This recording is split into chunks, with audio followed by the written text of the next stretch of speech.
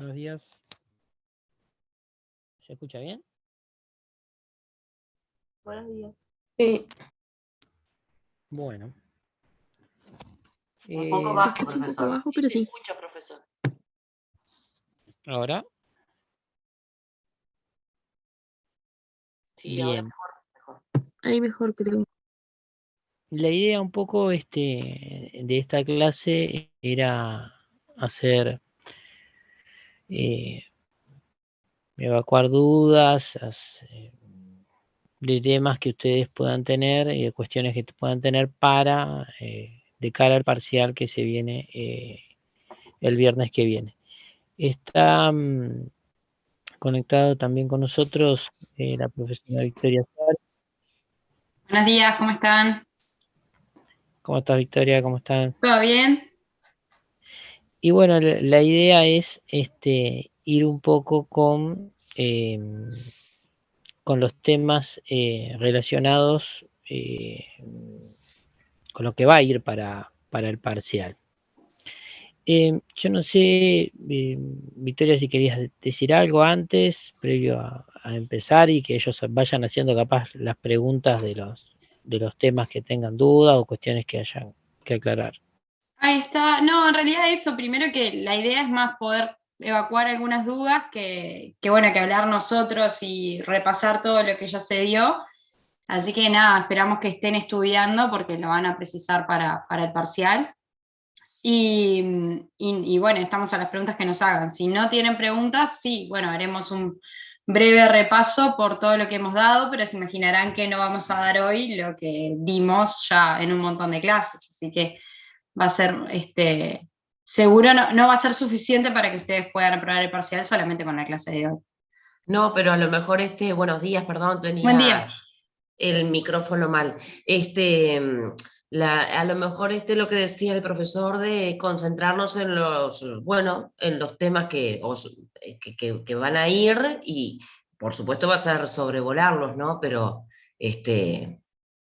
a lo mejor que ustedes empiecen por focalizar en eso, para darle un orden, ¿no? Y si no, Sí. vamos a estar todos avasallándolos mal. No, José Luis, no sé si te parece, les damos las instrucciones sobre cómo va a ser el parcial y luego vemos tenemos manos levantadas. Perfecto, si querés comenzar con eso No, nomás. lo Y mío era después sobre las pautas. O sea, mi Ahí- mano levantada era sobre las pautas. Ahí está, van a ser 10 preguntas, múltiple opción. Van a tener una sola correcta.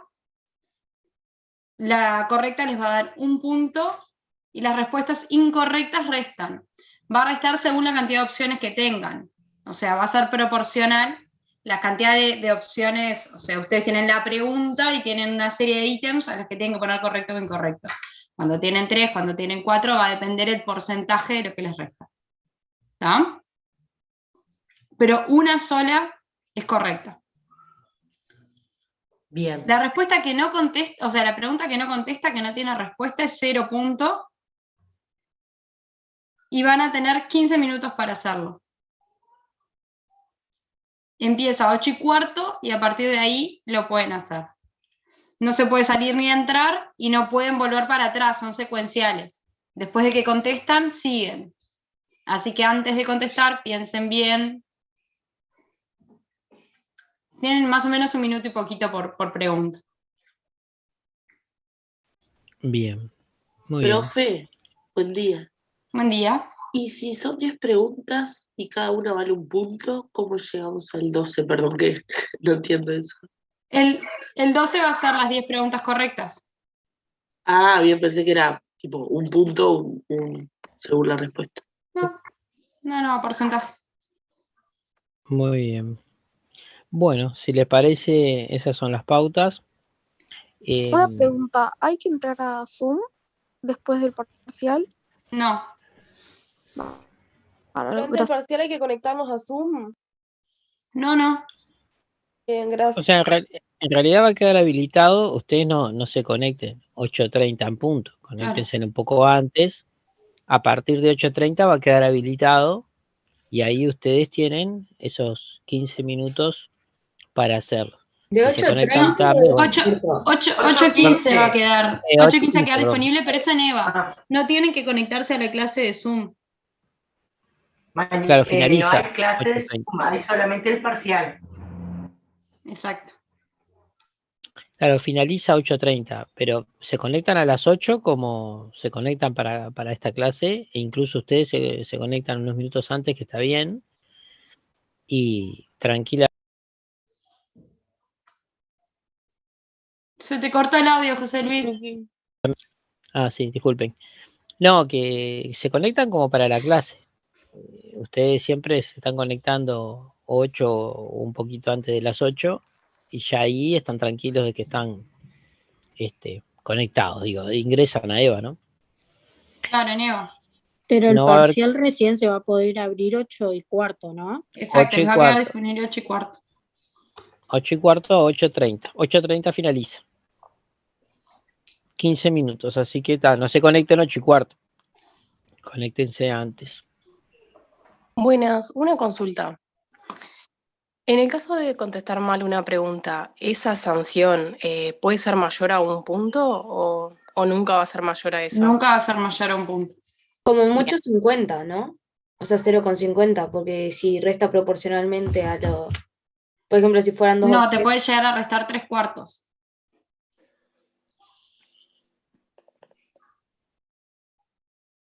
Si tenés 4 opciones, Ah, claro, está. Bien. Buen día. Las- Ay, perdón. las Había una constancias, compañera con la mano las levantada. constancias que veo que están preguntando en el chat, nos mandan un mensaje por EVA y nosotros les mandamos las constancias. Nos tienen que poner nombre, cédula y correo electrónico de cada uno de ustedes.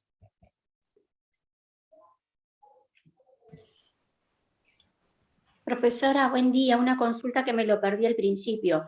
¿Es la pregunta? ¿Son 4 opciones y una sola es la correcta? Bueno, opciones no siempre son 4.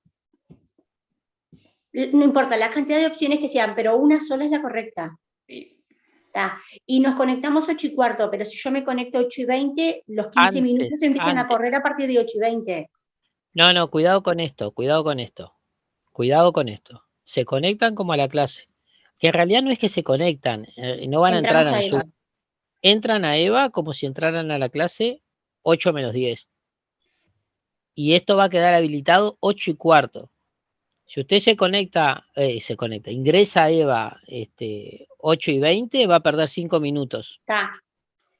No, Que pensé que nadie tenía entre. 15 minutos a partir de que me conectaba.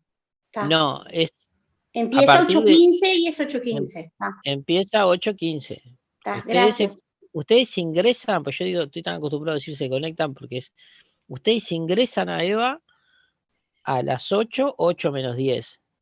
Va a quedar habilitado 8:15.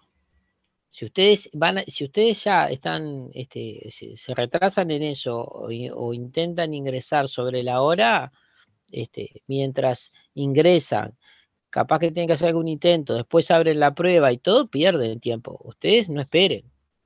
El que quiere ingresar a EVA a las 7:30 de la mañana, que ingrese. El tema es que ingresen antes. No esperen a último momento. Y van actualizando y listo. Buen día. Una consulta. ¿Las notas van a aparecer al final? ¿Va a ser promedio? ¿O cómo va a ser? La verdad que eso no lo sé. No sé, José Luis, si tú sabes cómo. Sí, el sistema tiene una corrección que la arroja luego de que ustedes la hacen, pero eso es revisado por el profesor, o sea que las notas se dan después, seguramente. Acá lo que están preguntando en el chat, no se puede volver para atrás. Explicamos No. que es secuencial. Después de que preguntan, después de que contestan, pasan a la siguiente y no pueden volver para atrás. Buen día. Tenía Buen una día. consulta. Pero ya no es de tanto de parcial, sino sobre los temas. No sé si lo hago ahora. Sí, Con respecto al factor de atribución objetivo, o sea, está el riesgo y la garantía. Pero dentro Sí. del riesgo hay como varias teorías.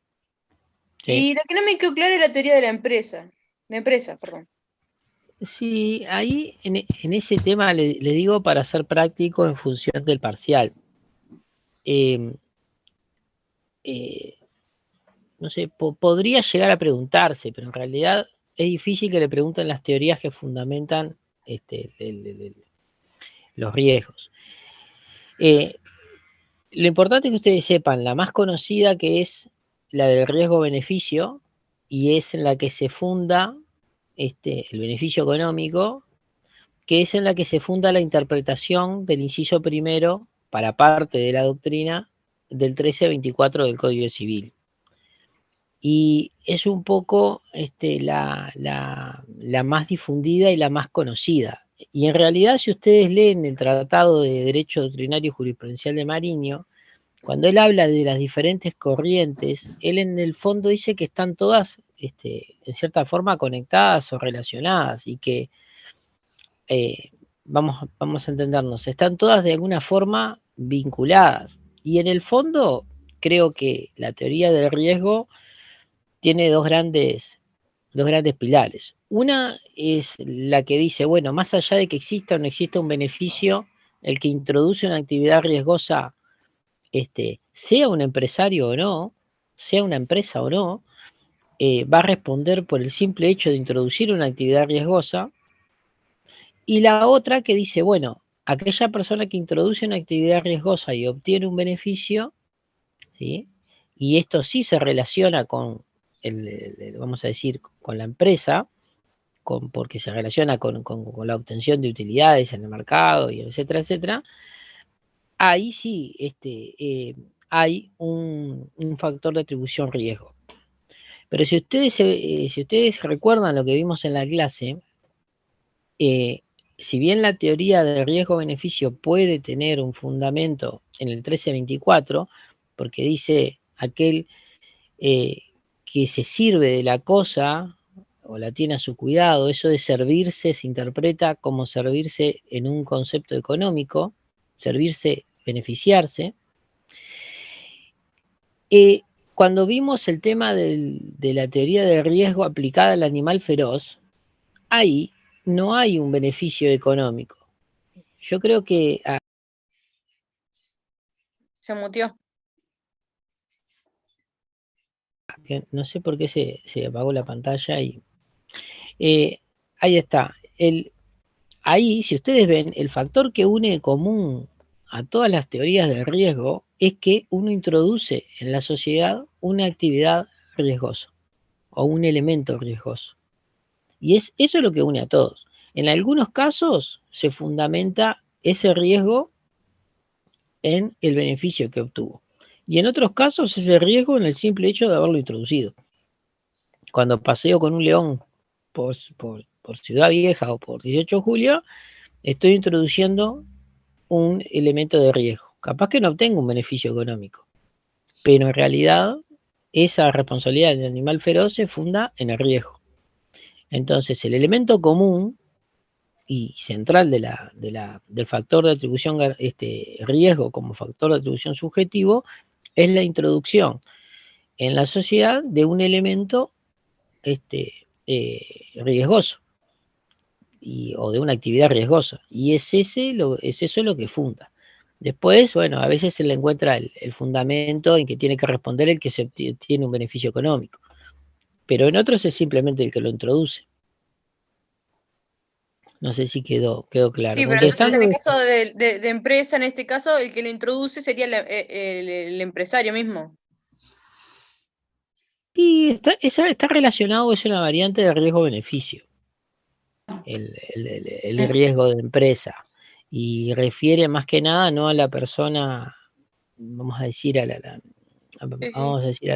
a una modalidad más específica, pero en realidad si ustedes leen el tratado, en una parte como que Mariño lo resalta, que es una variante dentro de esta teoría, ¿no? José Luis, si me permitís que te interrumpa, discúlpame. Respecto a esto de riesgo-beneficio, es como les está diciendo José Luis, o sea, en realidad el tema de la empresa es que tiene un beneficio económico, porque si hablamos del riesgo-beneficio es como genérico, el beneficio no necesariamente es económico, entonces uno introduce un riesgo en función de un beneficio que puede ser de cualquier naturaleza, puede ser espiritual, por darles un ejemplo. Entonces, lo que concreta el factor riesgo de empresa es que el beneficio es económico por una entidad tendiente a la creación de capital o la circulación del capital. Es específico para esa situación. No quiere decir que necesariamente vaya a ser una sociedad comercial la que introduce el riesgo, puede ser una persona física desarrollando actividad empresarial, sino lo que refiere es que el riesgo lo introduzco a los efectos de obtener una ganancia económica. A eso apunta. Ese es el beneficio concreto en ese supuesto. Ahí va. Perdón la interrupción. Ahora ahí me No, quedé- no, está perfecto. Bien. Bueno, no sé si había alguna otra mano levantada más. A ver, Chirinos. Buenos días. Una consulta. En cuanto a las preguntas, ¿iría el tema sobre evolución de los derechos del daño? Por ejemplo, la primera evolución, la segunda, la tercera, ¿eso? ¿O no? A ver, va todo lo que ustedes dieron hasta eximentes.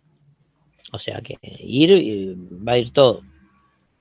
Después ustedes verán en definitiva a qué tema están más flojos o tienen que repasar más. Pero en realidad va todo hasta lo que dieron el lunes. Además, no pueden estudiar segmentados, o sea, ustedes tienen que estudiar todo para poder entender cómo cierra el círculo, si no, no les va a cerrar el curso.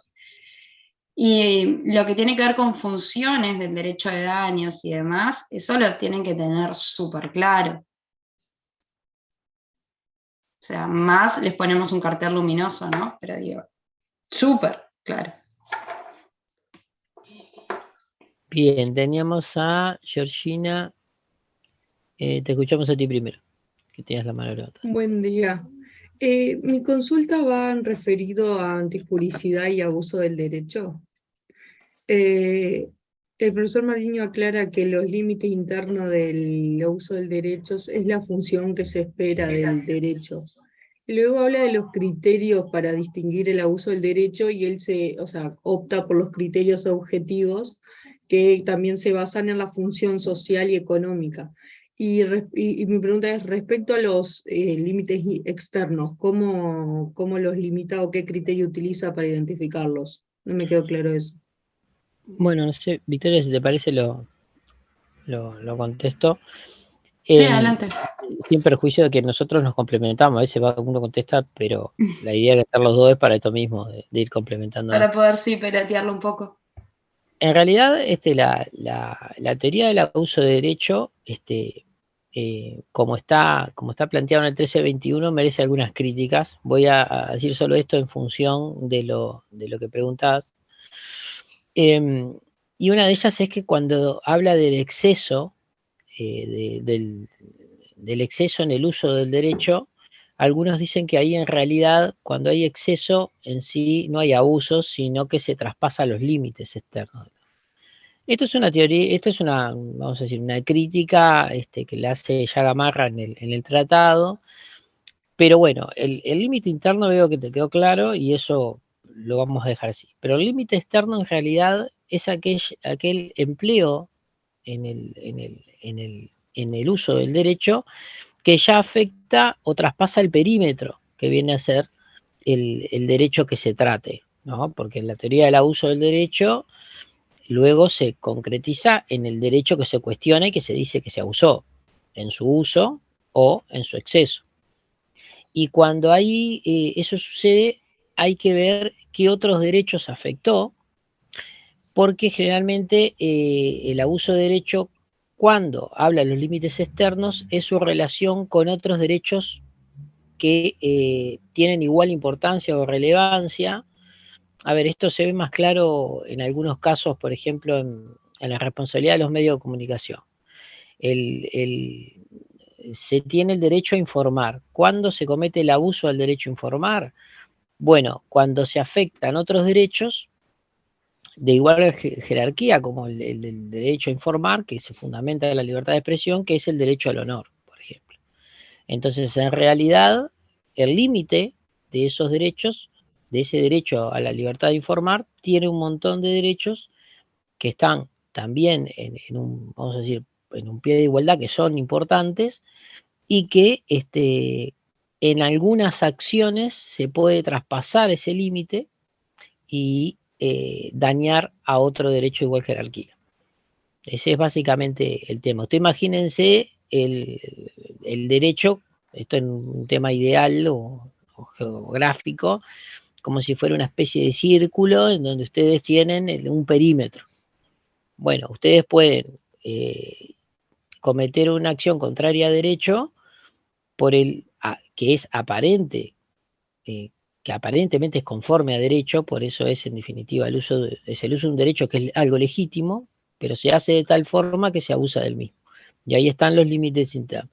Los límites internos están conformados por traspasar ese perímetro, afectando otros derechos. Ese es básicamente la idea del abuso y del exceso. No sé si quedó más. Hay que verlo el caso concreto, ¿no? Claro, los criterios objetivos en realidad son para determinar los límites internos, no los externos, que es el exceso del derecho, no el abuso. ¿No? ¿Fue así? ¿Me quedó claro? Sí, el tema es que después, esto seguramente no va de esta forma, no va, pero para ir un poquito más, lo que pasa es que el tema del abuso de derechos es un tema enorme, ¿sí? A tal punto de que ustedes lo van a ver en otras, o lo deberían ver en otras materias. Incluso hay todo un desarrollo doctrinario y también jurisprudencial para resolver los casos en donde existe un conflicto entre derechos. Ese traspaso a los límites externos muchas veces genera colisión de derechos o a una aparente colisión de derechos, y ahí empiezan diferentes teorías, que yo creo que esto no lo voy a decir porque les va a dejar la cabeza pensando en esto, y me parece que no va a ir de esta forma.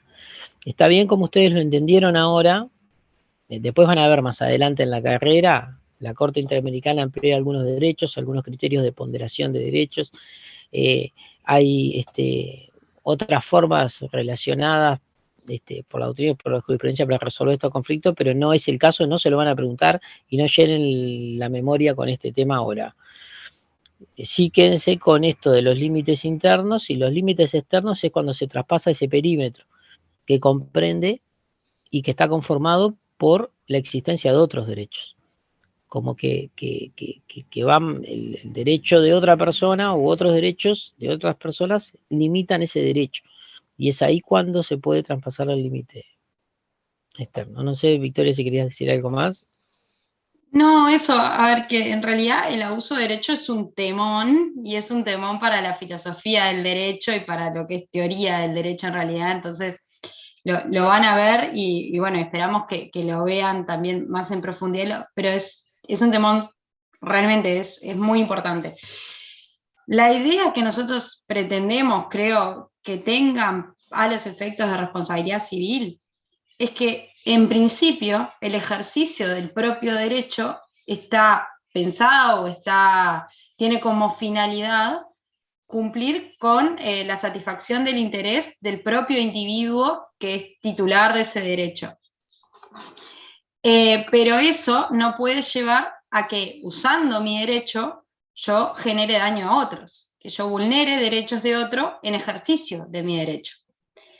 Claro que en ejercicio de mis derechos puede suceder que genere daños, y ahí es el problema que les decía el profesor Nicola en cuanto a cómo pondero esos derechos de, bueno, cuál va a prevalecer en ciertas situaciones de colisión. Pero creo que a los efectos del curso lo que queremos que quede claro es, en cuanto a antijuricidad, que es un concepto más amplio que ilicitud, porque ilicitud es ir en contra de una norma en concreto, y la antijuricidad es más abarcativa porque implica la vulneración de ese deber genérico de no dañar, y puedo dañar ejerciendo un derecho, y por tanto esa actuación, la actuación, o sea, el hecho en sí, no sería ilícito. Pero eso no quiere decir que no tenga que responder por esos daños que cometí o esos daños que causé habiendo ejercido un derecho. Para que puedan relativizar el concepto de ilicitud. Esa es un poco la función, me parece. Sí, acá ustedes tengan idea el concepto de antijuricidad como actuar no conforme a derecho. No tanto actuar no conforme a una ley o a una norma concreta, es no actuar conforme a derecho. Ese no actuar conforme a derecho puede ser porque hay una ley o una norma que me prohíba o que no me permita hacer una conducta o que me diga que si la hago voy a tener una consecuencia desfavorable, o puede ser por casos en donde no existe, vamos a decir, una conducta específicamente establecida. La teoría del abuso de derecho, no sé si hay un ejemplo que se ponía en Francia cuando recién empezó a construirse esta teoría, en donde era una persona que trabajaba con globos aerostáticos. Y entonces el vecino de al lado tenía, no sé, odiaba que hiciera eso, y lo que hacía, o como se ponía como ejemplo, era que ponía unos fierros gigantes para que el globo, cuando estuviera saliendo, que en algún momento iba a tocar parte de su espacio aéreo, por así decirlo, se pincharan. Si ustedes miraban formalmente, el concepto tradicional de lo que era la propiedad iba desde el centro de la tierra hasta el cielo, en esa proporción que me correspondía, y yo podía hacer lo que quisiera. Entonces, formalmente ahí la persona, si quería poner dentro de su espacio, vamos a decir, por arriba de la superficie, algo para pincharle el globo, estaba actuando conforme a derecho, porque él en realidad, o conforme a derecho, estaba haciendo uso de su derecho. Y por tanto no le podía decir, porque él no le iba a pinchar el globo en el predio lindero, se lo pinchaba en el suyo. Pero claro, eso era lo que se criticaba, que la teoría del abuso de derecho lo que dice es, bueno, yo uso de un derecho que tengo facultad para hacerlo, pero lo hago de tal forma que traspaso ese límite, esa finalidad para la cual fue constituido el derecho, o para la cual se me fue concedido. Entonces, si ustedes lo miran formalmente, no hay un actuar contrario a derecho, porque estoy amparado en la facultad de ejercerlo. Pero en la forma que se hace, termina vulnerando la finalidad misma del propio derecho. Y eso es básicamente lo que subyace en la idea del abuso de derecho. No sé. Gracias. Bueno. Esto, cuando vean en administrativo también, y no sé si lo llegaremos a ver acá, pero lo que es responsabilidad del Estado es muy importante. Porque fíjense que el Estado, por ejemplo, tiene total potestad de dictar leyes, si es acorde a lo que dispone la Constitución, la cantidad de votos y demás, pero no puede sancionar leyes a los solos efectos de causarle daño a una persona. Entonces, véanlo en esa amplitud que tiene el tema. Sí, sí. No, y aparte lo van a ver también en el abuso de las vías procesales, También, que también es algo muy común. Eso es el procesal. Ahí hay de todo, porque van a encontrarse, incluso ustedes lo van a invocar como profesionales el día de mañana, porque se van a encontrar con personas que plantean juicios con un fundamento, y algunos que plantean un juicio porque, o sea, abusando de esa potestad o ese derecho que tienen para hacerlo, porque en realidad, bueno, son casos extremos, ¿no? O el abuso de las vías procesales en algunos aspectos del juicio. La famosa chicana. Y la famosa chicana, bueno, ahí está, eso también lo van a ver, en donde, bueno, después ya tendrán tiempo para pensar en esto como profesional. Ahora disfruten la etapa de estudiante. Bueno, Mayo. Bueno, muy bien. Yo quería, por favor, saber la diferencia exacta entre causa adecuada y causalidad probable, porque en las dos está la probabilidad y la certeza científica. Entonces, la verdad se me hace difícil saber cuál es la diferencia exacta. Mayo, José Luis, si te parece contesto yo que fui la que estuve con el Sí, tema. perfecto, perfecto. Mayo, en realidad, primero, diferencia exacta en derecho difícil que te podamos dar en cualquier tema, porque bueno, todo es argumentable, o casi todo al menos. En cuanto a la pregunta, en realidad la causalidad probable no es una teoría. La causalidad adecuada sí, y la causalidad adecuada se funda en la probabilidad de ocurrencia del daño. Creo que tal vez lo que sucede es que se mezclaron ahí un poco los conceptos, pero la causalidad adecuada justamente se basa en la probabilidad de ocurrencia en función de una serie de estadística o cómo suelen darse las cosas. Lo que sí hablamos fue el tema de la causalidad verosímil, y tal vez por ahí viene un poco la confusión, y la causalidad verosímil apunta, en vez de a una probabilidad, si se quiere, demostrada de cuestiones que ya se han dado en otras situaciones, y por eso podemos saber que si pasa X, la consecuencia es Y. La causalidad verosímil es un análisis previo a la ocurrencia del daño. Dice, bueno, si pasa X, es estimable, podemos prever que podría llegar a suceder Y. Pero como no ha sucedido antes, no podemos tener certeza. Lo que tenemos es una indicación científica de esa posibilidad de que ocurra, de esa posibilidad, y no probabilidad, como es en el caso de la causalidad adecuada, donde sí podemos hacer un análisis de hechos anteriores que nos permiten llegar a deducciones. O sea que la No sé diferencia si, entre José Luis, si ambas, querés agregar algo.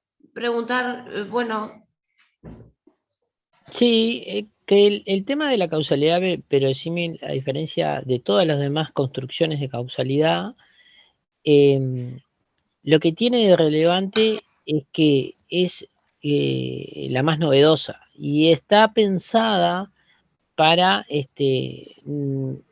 no para el derecho de daños reparatorio en sí, sino para el derecho de daño preventivo en sentido amplio.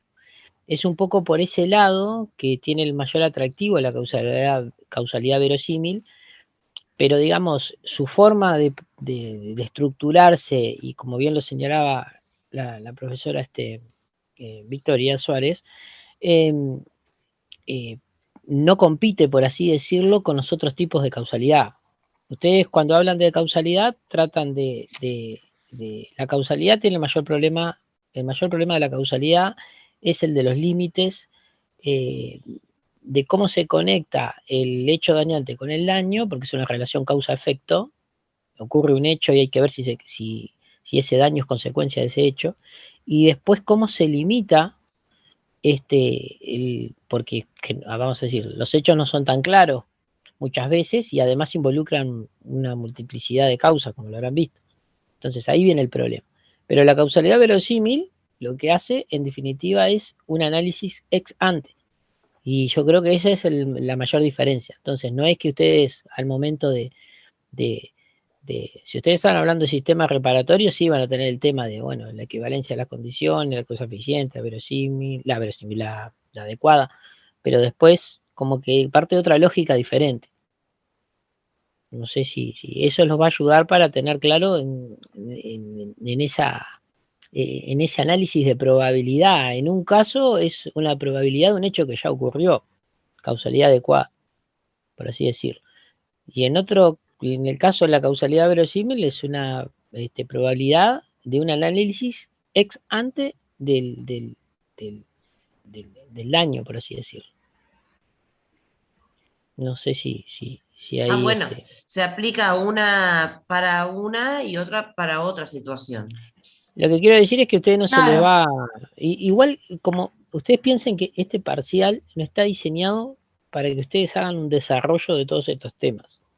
Ustedes lo que tienen que pensar es que van a haber varias preguntas y de esas preguntas ustedes tienen que detectar la que es correcta y a su vez si hay alguna, por ejemplo, dos que les parece que pueden ser correctas, detectar dónde está la falla. para incluso, o sea, saber detectar el acierto y la falla. Y para eso, piénselo en esa lógica. No sé si quedó claro ahí, no sé si Victoria querías decir algo más, pero... Sí, no, en realidad eso, que piénsenlo que la causalidad adecuada está pensada para la función reparatoria.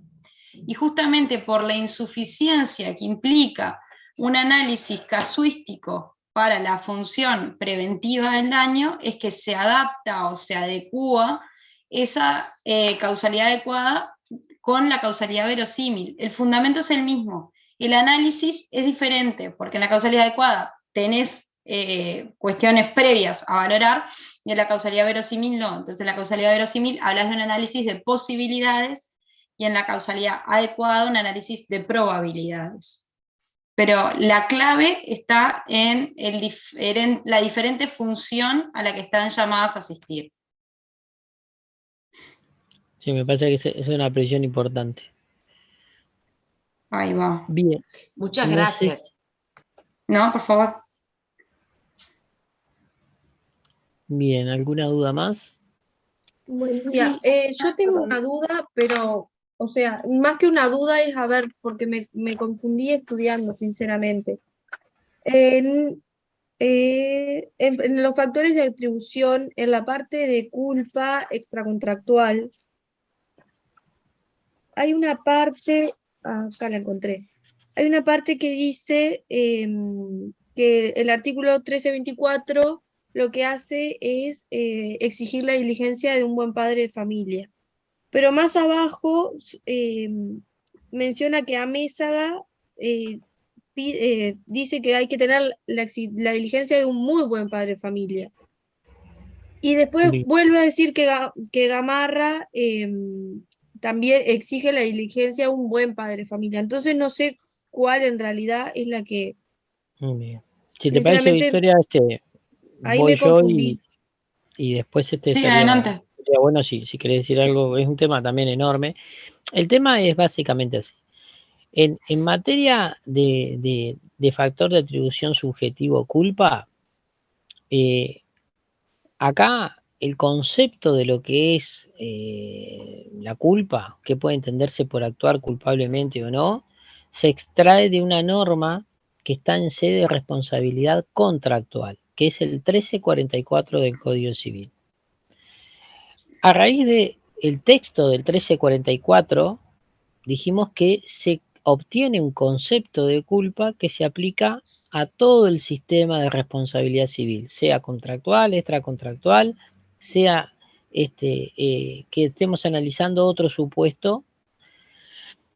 Y por tanto, lo importante de esto es que al igual que el dolo, son nociones que trascienden los subsistemas. Vean, nosotros vimos que el concepto de dolo se extrae del 1319 y también corta transversalmente la responsabilidad civil. Es la intención de dañar. Y la culpa, en vez de traerlo de una norma de responsabilidad extracontractual como el 1319, lo extraemos del 1344, que es una norma en contractual. Y acá lo que exige el texto del artículo es emplear toda la diligencia de un buen padre de familia. Y en otros artículos, como el 1324, habla de toda la diligencia de un buen padre de familia para prevenir el daño. Lo importante es que se emplee toda la diligencia de un buen padre de familia, que es una fórmula romana que viene de hace muchísimo tiempo, y lo que hace alusión, en realidad, es a la diligencia de una persona media, razonable, cuidadosa. Ese es básicamente el concepto. Que hablen de muy buen padre o buen... Bueno, para mí, en esa fórmula romana, lo que establece el código es buen padre de familia, que es una fórmula abstracta. Hoy en día, todo el mundo lo interpreta como el actuar de una persona razonable, como dijimos, prudente, cuidadosa, etcétera. El adjetivo que ustedes quieren. Y esto hace a la llamada culpa leve, ¿sí? Y que es la regla en materia de responsabilidad subjetiva cuando hablamos de culpa. cuando se exige, esto quiere decir emplear igual todos los medios para evitar el daño. No basta emplear algunos, se tiene que hacer todo lo posible para evitar el daño. Todo lo posible desde esta perspectiva de esta persona promedio, por así decirlo. Después hay determinados casos en donde se permite una culpa más leve y en otras en donde se habla de una culpa grave, ¿sí?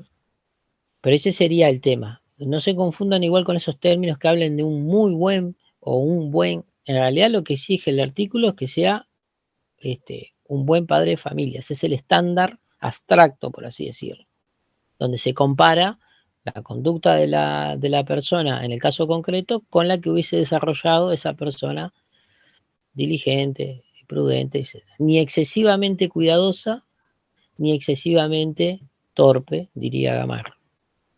Genial, muchas gracias. Yo porque justo venía leyendo y dije, opa, acá qué pasó, entonces me había quedado esa duda. Sí, El resto lo sí. venía entendiendo bien, pero cuando llegué ahí fue como, por las dudas pregunto. Bien. No sé si Victoria quieres decir algo. Profe, ¿le puedo hacer una No, consulta? no, quedó súper claro. Sí, adelante. Mi consulta es por el tema del daño y ese tema de cuál es el interés que protege el orden jurídico. Yo quería preguntar si al final se concluye que el daño que se toma el daño como una lesión a un interés simple o de hecho, que es como una posición más favorable para la víctima, o que si en realidad hay un debate y hay autores que sostienen esa posición y otros que dicen que el daño se tiene que tomar como una lesión a un derecho subjetivo. No sé, Victoria, si querés también porque el tema justo lo di. Sí, adelante. Pero bueno, acá en el tema del daño hay dos grandes posiciones. Y el daño se relaciona directamente con la legitimación. Porque, en definitiva, si ustedes tienen un concepto más amplio de daño, van a tener un concepto de daño reparable, ¿no? De daño que se puede reclamar en una sede judicial, van a tener un concepto más amplio de legitimación. Esto es de las personas que pueden reclamar ese daño e incluso de la legitimación pasiva, de las personas que pueden merecer ser convocadas y condenadas en un proceso. Entonces, en definitiva, lo que vimos eran dos grandes posiciones. Una que decía, más restrictiva, que decía, el daño es la lesión a este derecho subjetivo o a un interés legítimo, y la otra posición que agregaba no solamente esto, sino que incluía el interés simple. Y lo que era una visión más restrictiva y una más amplia. Cuando ustedes incluyen el interés simple, incluyen algunos casos que si ustedes adoptan la teoría restrictiva no van a incluirse.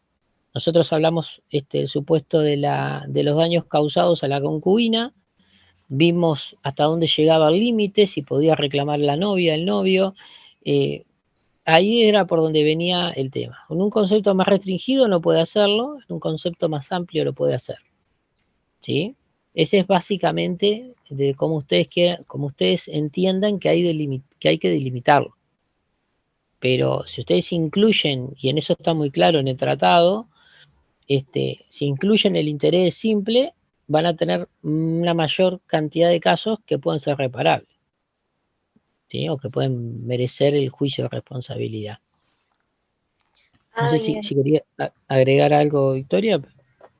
No, que tal cual lo que tú dijiste, no es algo que esté solucionado, es un tema de posicionamiento y hay autores con distintas opiniones. Además, dentro de los dos límites, digamos, que les estamos diciendo de el interés simple o el derecho subjetivo, hay un abanico, tanto autor hay, tanto autor dice algo. O sea, hay posiciones de las que quieran. El tema es que ustedes lo analicen en función del bien jurídico protegido, cuál es la función de la responsabilidad civil, esto a los efectos de la clase y de la academia, y obviamente el día que ejerzan, y acá es donde los demás profesores no me escuchan, el día que ejerzan lo que les convenga a su cliente, ¿no? Como todo. Profe, y también dependería un poco entonces del juez que recibe la demanda, ¿no? Bueno, eso poco iba a decir. También, Victoria, depende después ahí de te la toca a posición vos, que uno José ocupe. Luis. Porque si ustedes van a ser juezas o jueces, acá van a tener que tomar una posición y después si la cambian, bueno, marcan en una sentencia. He cambiado la posición que teníamos antes sobre tal tema. Bueno. Este caso es distinto. Sí, o como dicen los tribunales, la sala con su actual integración. Y ahí empiezan. Bueno, Georgina Mayo.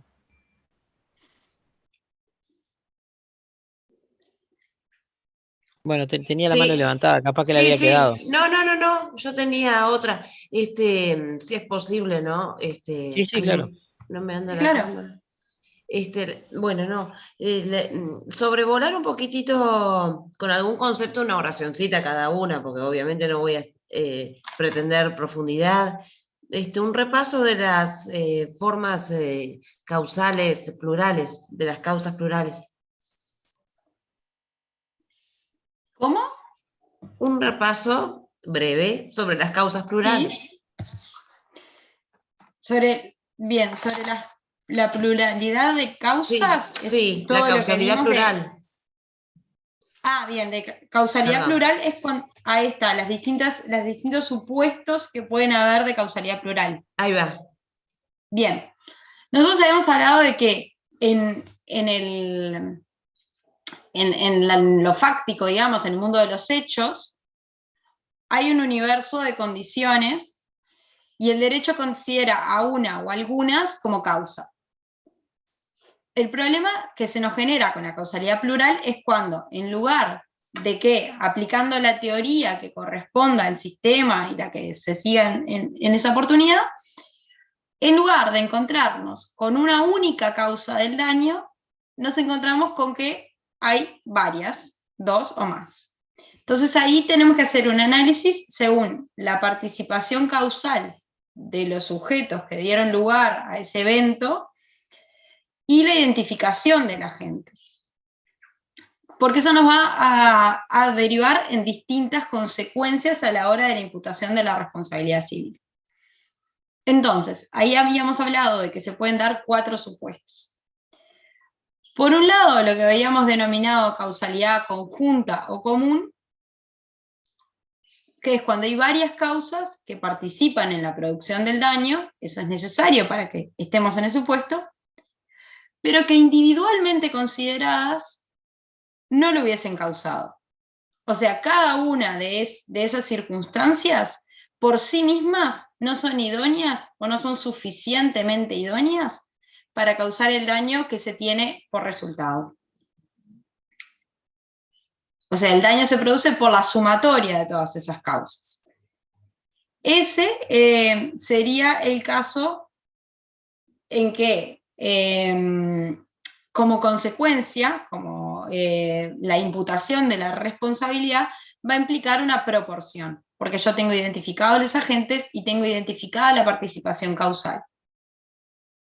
Y se refleja en el artículo 1331 del Código Civil en cuanto a la causalidad, y es importante que tengan presente que la regla de la participación causal no rige en caso de dolo. En caso de dolo se responde solidariamente y no proporcionalmente. Después hablamos de la causalidad acumulativa o concurrente.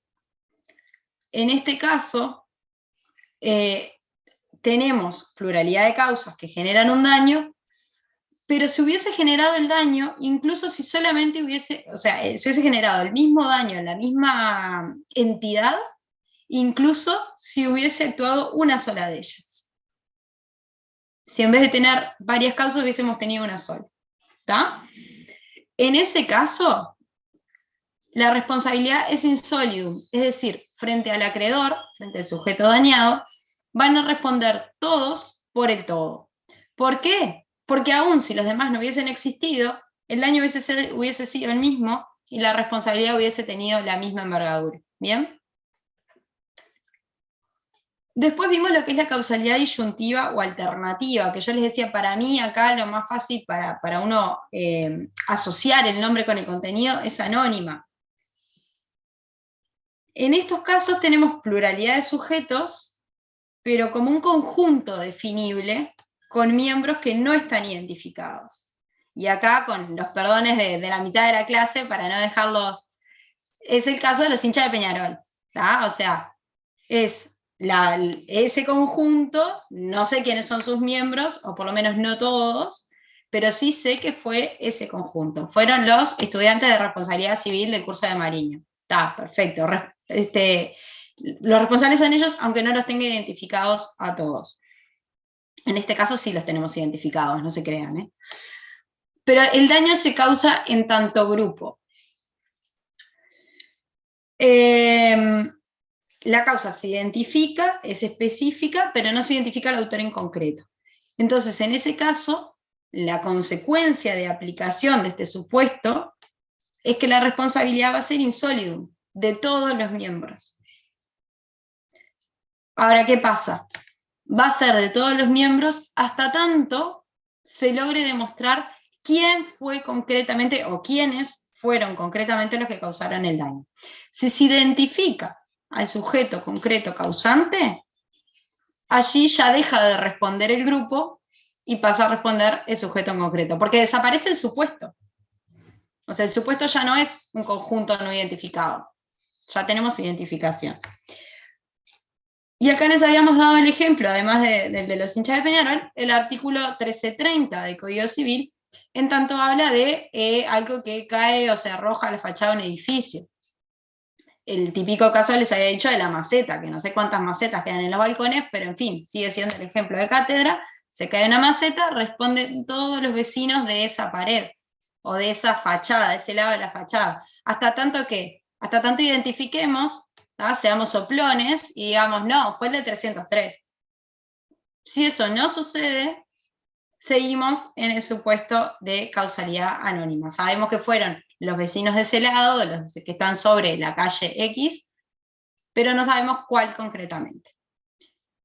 O sea que la disyuntiva o alternativa en realidad es lo que tú decís del anonimato, ¿no? La esencia. Claro, es el anonimato dentro del grupo. Hay un grupo identificado, pero dentro del grupo hay anonimato. El otro supuesto que nos está quedando, y acá vuelvo a hacer hincapié en lo que hice en la clase y me importa que lo tengan bien presente. Estamos hablando de distintos supuestos, no son teorías, son distintos supuestos que se pueden dar en función de los hechos que se hayan constatado. Y acá el último supuesto es la causalidad colectiva, donde se identifican causas, se identifican agentes. O sea, tenemos plena identificación, pero lo que no podemos determinar es la participación causal de cada uno de esos agentes. Sabemos que el daño se causa por la sumatoria de las acciones, pero no sabemos cuál es la proporción en la que contribuyen a la ocurrencia de ese daño. Entonces allí la consecuencia nuevamente va a ser la responsabilidad in solidum, porque como no podemos determinar proporciones, tampoco en principio podríamos inventarlas, sin perjuicio de que, como ustedes van a leer en el tratado, en la jurisprudencia norteamericana se ha tratado el market share liability, es decir, por ejemplo, en un caso de responsabilidad donde participaron varias empresas, lo que se dijo fue, bueno, yo no sé cuál es la participación causal efectiva en este daño de cada una de las empresas. Supongamos, el caso era de ingesta de un medicamento, de una droga en particular que había causado daños. Dice, bueno, yo no sé qué medicamento tomó cada persona de las dañadas, pero sé que todas estas empresas vendían medicamentos que contenían esa droga. Y a su vez sé que del 100% del mercado, 20% lo cubría tal laboratorio, 80% tal otro laboratorio, y así. Entonces se distribuye, en ese caso, y es uno de los criterios de distribución de la responsabilidad, se distribuye según un criterio objetivo que no es, que es genérico, porque es en cuanto a la participación de mercado, pero no podemos saber si efectivamente fue la proporción correcta en el daño que se causó.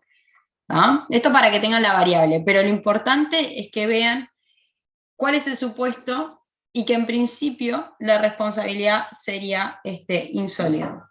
¿Cómo se exonera en este caso? Demostrando que no pertenece al grupo. Demostrando que ese laboratorio no producía ningún medicamento que contuviera esa droga, por ejemplo.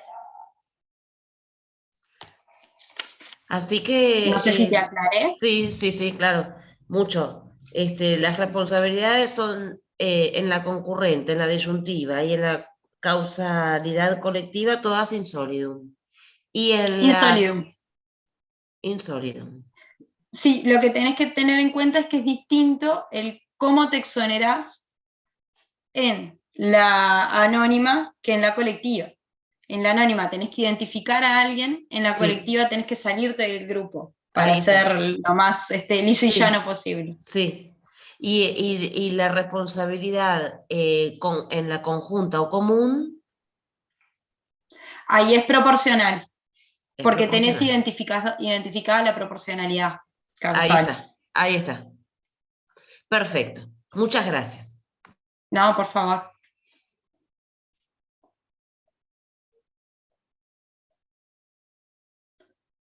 No sé si José Luis querés agregar algo más. No, estaba viendo un poco el chat.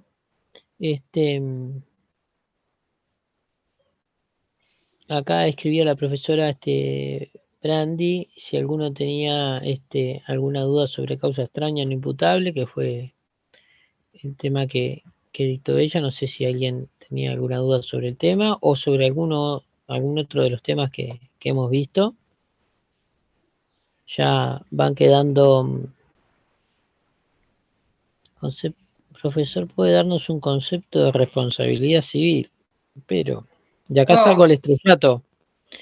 Si quedan unos. De acá salgo al estrellato o a la ruina académica. No, sí, en realidad, no. O sea, es lo que vieron un poco con el profesor Mariño. La responsabilidad. Ustedes tienen que tener claro en materia de daños que hay dos grandes áreas.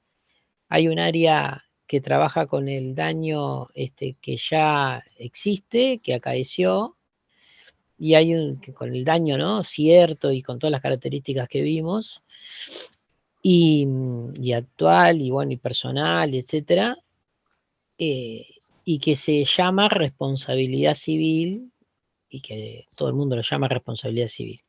Y después está el que trabaja, el área del derecho de daños que trabaja con el daño antes de que acaezca, y ahí entra el derecho de daños preventivo en sentido amplio, que se subdivide en derecho de daños preventivo en sentido estricto y el derecho de daños que se fundamenta en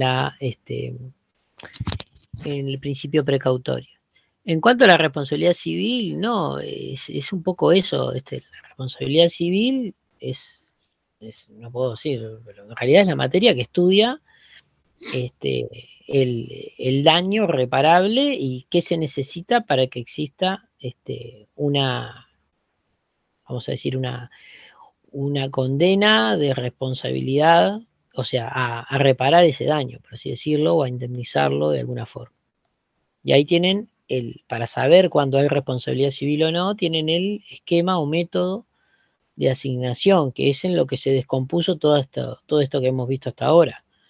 El daño que se conecta por medio de una relación de causalidad con un hecho dañante o dañoso, y a su vez que se conecta por un factor de atribución, que puede ser objetivo o subjetivo según vimos, con un sujeto que el sistema jurídico considera responsable.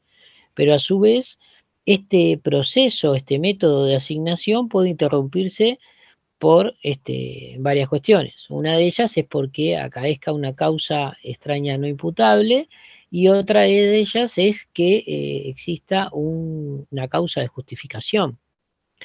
Y ahí esto impide la asignación de la responsabilidad y por tanto la condena.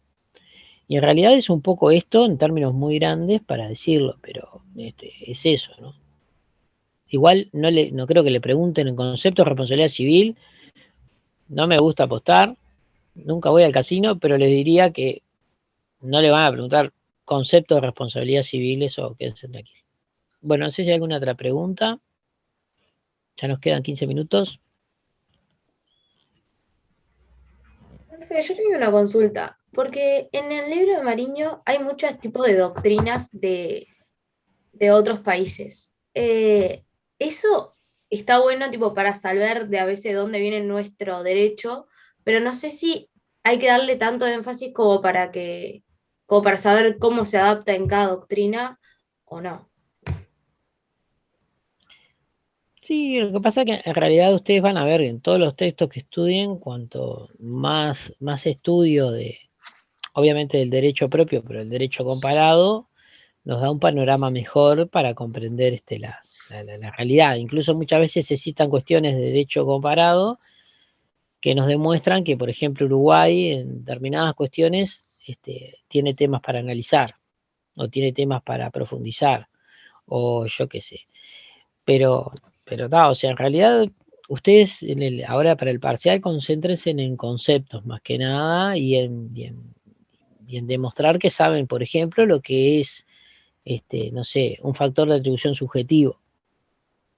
Porque una pregunta puede ser por eso. ¿Qué es? El factor de atribución subjetivo es, y ahí vienen todas las opciones. Bueno, ustedes tienen que saber que el factor de atribución subjetivo, como dijimos en clase, es aquel que considera la conducta del sujeto al momento de atribuir la responsabilidad. Y el factor de atribución objetivo prescinde de la conducta del sujeto. O sea, el factor de atribución subjetivo entra y dice, bueno, ¿cómo actuó tal persona? ¿Lo hizo con dolo? ¿Lo hizo con culpa? Y ahí es donde va por eso se llama subjetivo, porque atiende a la conducta de la persona. No empleó la diligencia de un padre de familia, empleó la diligencia de una persona razonable. Bárbaro, no hay responsabilidad. Por eso atiendo a la conducta. No, fue imprudente, fue negligente, fue imperito, hay responsabilidad. Y el factor de atribución objetivo prescinde de esta cuestión. Y a su vez vimos la graduación de la responsabilidad, porque yo me libero en el factor de atribución subjetivo acreditando que empleé la diligencia debida, ya sea de la culpa leve, que es el estándar, o de otro tipo de culpa, o que acaeció una causa extraña, no imputable, o me dio una causa de justificación. Ahora, en materia de factor de atribución objetivo, ¿cómo me libero? No puedo liberarme diciendo, no, yo empleé la conducta razonable, no, porque eso ya no interesa. O ahí directamente respondo porque se dio el presupuesto dado en la norma. Lo que sí puedo exonerarme es porque puede haber operado diferentes causas extrañas no imputables, como vimos. En algunos casos admiten todas las causas extrañas no imputables, ¿sí? En otros se limitan algunas y en otras no admite ninguna. Ahí es la llamada responsabilidad objetiva absoluta. Bueno, eso, sabiendo esas cuestiones, cuando ustedes le hacen una pregunta, saben ir. Les pongo cualquier ejemplo. No sé cuáles van a ser las preguntas, pero diga al estudiante cuál es el factor de atribución subjetivo. Y ahí empiezan las opciones. Bueno, según lo que ustedes saben, van a poder contestar. No sé si quedó por ahí. Sí, perfecto, gracias. Lo de las citas está... No, está bien. Lo de las citas, digo, está bueno que lo sepan, pero digo, no es una cosa que le van a preguntar qué piensa, yo qué sé, Fernández Cesarego en relación a... No, porque o sea, va a ser conceptual, ¿no? También. Sí, Victoria, sí. No, yo de metida nomás y por fuera de tema parcial. Pues a los efectos del parcial es tal cual lo que les dice José Luis. O sea, ustedes primero tienen que saber cuál es la regulación nacional. O sea, si ustedes no saben la ley uruguaya, si no saben cómo se aplican las cosas en Uruguay, obviamente, por más que sepan cómo es en Japón, fantástico, pero el parcial no lo van a aprobar. Eso por un lado. Por otro lado, realmente en un país tan chiquito como el nuestro, hay que aprender a mirar para afuera, no porque todo lo que está afuera es bueno, sino porque tenemos que ver más allá de nuestra realidad de aldea. Entonces está bueno que vean derecho comparado, que vean doctrina comparada, porque además, en general, tendemos a tomar todo lo que está ahí en la vuelta, en la Unión Europea y demás, y bueno, hay que aprender a ser crítico también con si esas previsiones se adaptan a nuestro país, si no se adaptan, si es bueno pensarlo, si no es bueno pensarlo. Entonces, por fuera del parcial, y como sugerencia nomás, y muy personal, ver normativa comparada es súper importante, y ver lo que piensa la doctrina afuera enriquece un montón. Pero bueno, esto nada, paréntesis.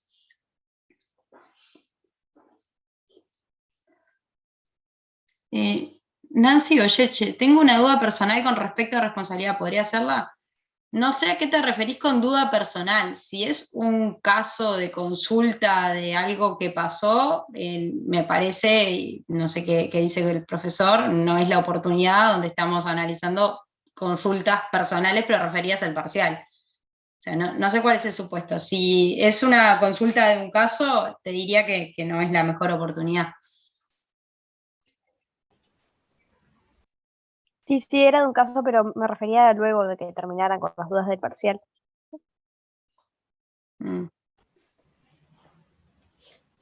A ver, ¿alguna otra No sé si cuestión que más tengan para preguntas. ver? Ya sabemos cómo se va a hacer. Saben la hora y saben el tiempo. Profe, tengo una consulta. Sí. ¿Puede haber opciones donde todas sean correctas o todas incorrectas? En teoría hay una sola correcta.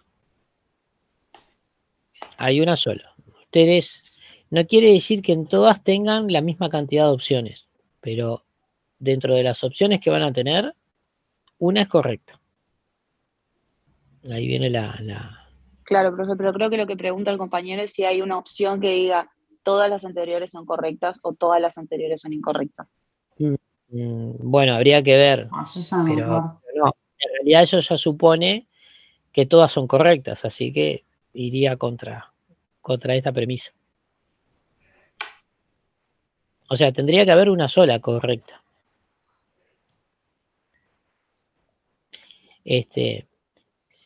No sé, igual hay que ver cómo está formulado, porque nosotros no tenemos acceso hasta saber el mismo día en donde va.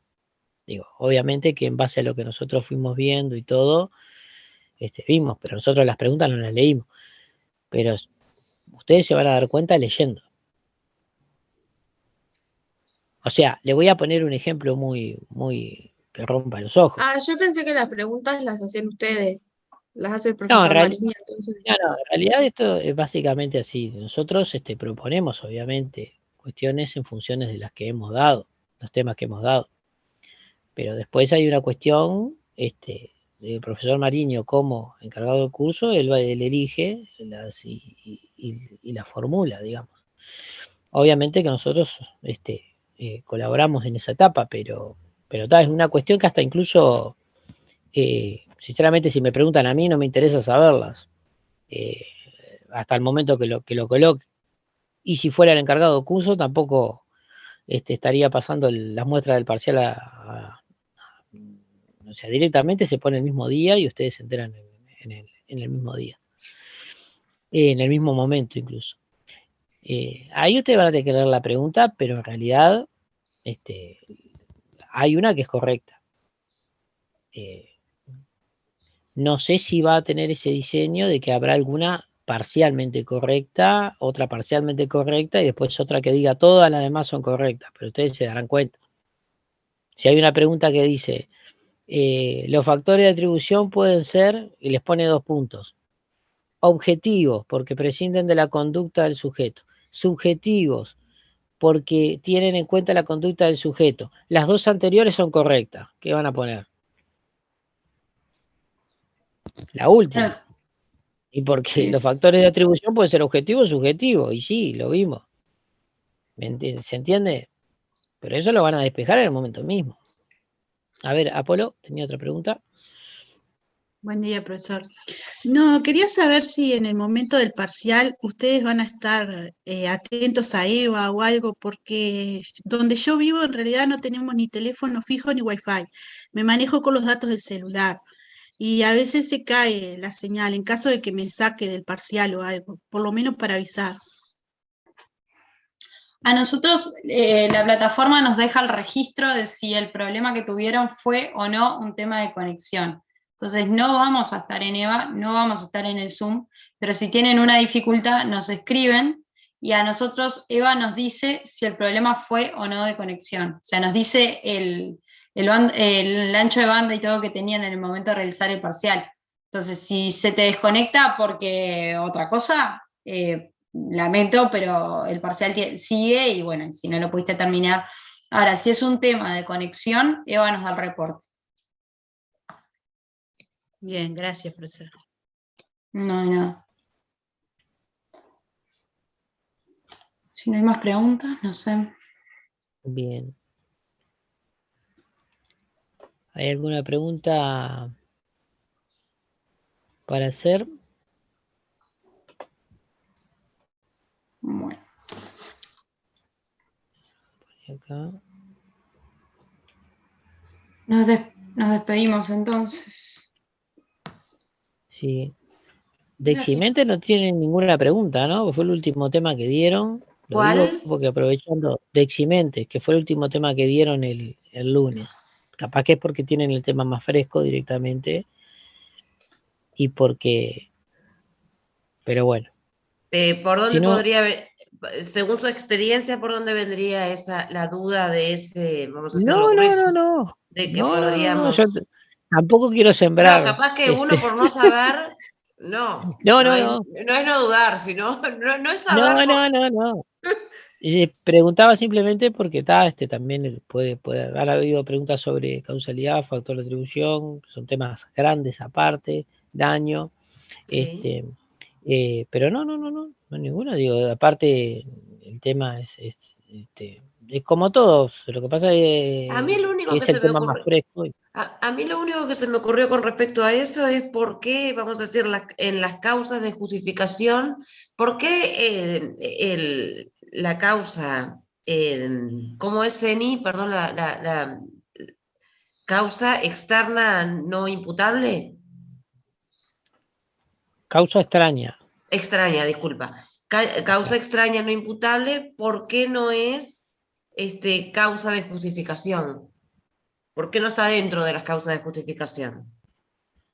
Bien, no sé, Manuela, si querés contestar Sí, básicamente. buen día, Georgina. Hola. No es así, como vimos la clase pasada, la causa, ¿me escuchan bien? Sí. Sí, yo sí. La causa extraña no imputable, como vimos, tiene dos funciones. Una es impactar en la relación de causalidad entre el daño y el hecho que causa el daño, y otra, o sea, interrumpiendo esa relación de causalidad, y como vimos, la consecuencia es que no se debe indemnizar daños y perjuicios por la persona a quien se le intenta imputar la responsabilidad. La otra función, y no menos importante, es impactar en la relación de atribución entre ese hecho dañoso y el sujeto responsable, el presunto sujeto responsable al que se le quiere imputar la responsabilidad. Por otro lado, y en la consecuencia es que no hay daños y perjuicios. Por otro lado, el tema de las causas de justificación, ¿se acuerdan que vieron con el profesor Mariño? Que lo que hace es enervar el elemento antijuridicidad. O sea, en principio, todo hecho que causa un daño es antijurídico, salvo que intervenga una causa de justificación, como por ejemplo el ejercicio de un derecho, el estado de necesidad. Legítima defensa. O sea, estamos en otro el elemento de la responsabilidad civil. Sí, bueno, pero ¿por qué, si estos también eximen de responsabilidad, por qué no están dentro de las causas de justificación? Bueno, porque es otra forma de exonerar de responsabilidad al deudor. Uno cuando al deudor en responsabilidad contractual o al presunto ofensor en responsabilidad extracontractual. Una es decir, bueno, el daño fue causado por una causa que, ¿se acuerdan que vimos que es todo evento externo e irresistible a la persona a la que se quiere imputar la responsabilidad? El daño fue causado por esta causa extraña no imputable, por ejemplo, el hecho de un tercero. O en realidad el hecho dañoso o responsabilidad contractual, el incumplimiento fue causado por este evento externo irresistible al rigor por esta causa extraña no imputable. Esos son posibles defensas de la persona a la que se le quiere imputar responsabilidad. Otra opción es decir, por otro camino, no, el hecho que se me imputa a mí no es antijurídico, porque si bien ese hecho acaeció, se encontraba justificado, o sea, podía acaecer por una causa de justificación. ¿Por qué? Porque yo en realidad lo que estaba haciendo era ejercer un derecho, puede ser cualquier derecho. Claro. Sí, agrego una pequeña cuestión antes de dejar la sala Zoom, porque ya estamos en hora, pero es que la diferencia, como bien decía la profesora Prandi, es muy clara. A ver, en la causa de justificación, lo que está diciendo el ordenamiento jurídico es que el hecho cometido no es ilícito, no es contrario al ordenamiento jurídico, eso es lo que le está diciendo.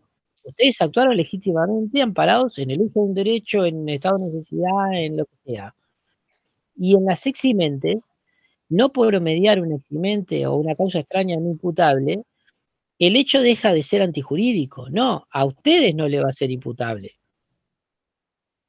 Puede ser imputable a otro, por ejemplo. Ahí va. Es el hecho de un tercero y me demandaron a mí y yo digo, no, el daño lo cometió aquel y lo logro probar, eso no lo convierte en lícito, como pasa en la causa de justificación. Perfecto. Es un hecho ilícito. O contrario al derecho, lo que le va a tener que reclamar al otro. El hecho de la víctima no deja de generar daños y no deja de... Capaz que hasta incluso el hecho de la víctima disminuye y no exime toda la responsabilidad. Está claro. Porque el hecho de la víctima hace que, por ejemplo, tenga un porcentaje de responsabilidad de la víctima en el siniestro y yo otro. O sea, no cambia la naturaleza. El otro es un acto lícito, amparado... Perdón, José Luis. Sí. Que digo que agregándolo a lo que tú decías, también puede pasar que ese hecho no sea imputable a una persona, como por ejemplo el hecho de la naturaleza. Entonces ahí tenemos un supuesto en que hay una causa extraña no imputable o caso fortuito, subtipo hecho de la naturaleza, que no va a ser imputable a ninguna persona. No te escuchamos, José Luis. Que si comparamos esto con la causa de justificación, el hecho de la naturaleza no es lícito ni ilícito. Es un hecho de la naturaleza. O sea, no puede medirse en términos de causa de justificación. Está perfecto. No me agreguen Bien. más nada porque hasta ahí entendí. Si avanzamos, Vamos cerrando entonces. Me arriesgo. Bueno, tranquilos al momento de contestar, tienen ese tiempo que ustedes ya saben, y tómense un momento antes de contestar. No es mucho, pero tienen más o menos 1 minuto y medio por pregunta, que creo que es bastante, siendo múltiple opción. Y bueno, conéctense antes, no esperen a último momento, pueden ir actualizando la conexión. Y bueno, nos estaremos viendo el lunes. No sé si querían decir algo más. No, eso tengan en cuenta que después del parcial viene la semana de exámenes, así que nos vemos recién el 28, porque el 26 hay exámenes también. Así que reenganchamos las clases el miércoles 28. Gracias por todo, Muchas gracias. Bueno, mucha suerte, chicos. Gracias. Éxitos en el parcial. Gracias a los tres. Gracias. Chao.